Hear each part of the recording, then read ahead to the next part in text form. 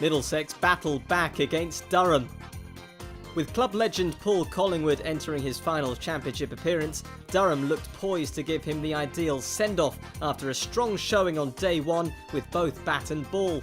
Middlesex, having been put to the sword by a 6-wicket Matt Salisbury haul, had plenty of work to do. Bamber was the bowler to make the first breakthrough on day two, his ball to pointer edged behind to White.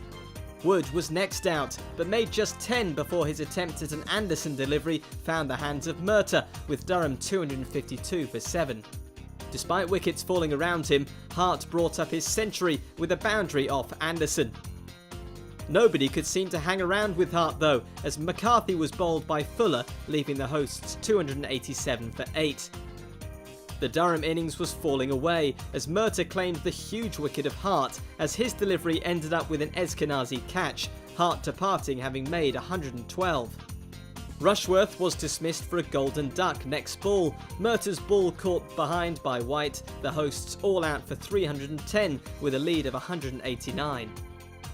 One over was possible after the innings break before the sides headed off for lunch, with Middlesex at 5 for no loss. Durham would spend the interval the happier, with a 184-run lead and an outside chance of claiming victory before having to bat again. Gubbins and Robson avoided any major trouble in the afternoon and put together a 50 stand. Collingwood came into bowl and managed to grab what could be his last wicket. Robson bowled with Middlesex 56 for 1. The visitors managed to make it through to tea without any further losses. Gubbins and Eskenazi both adding boundaries, Middlesex 104 for 1 at the break, still 85 runs short of Durham's first innings. Middlesex were enjoying their second innings a lot more than their first, Gubbins reaching his half-century, followed by Eskenazi achieving the same feat not long after. The evening session was getting away from Durham as Gubbins and Eskenazi took the visitors into the lead.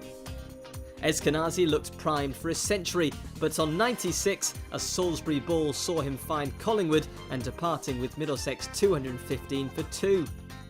Close of play finally arrived at Chester Street with the visitors 255 for 2.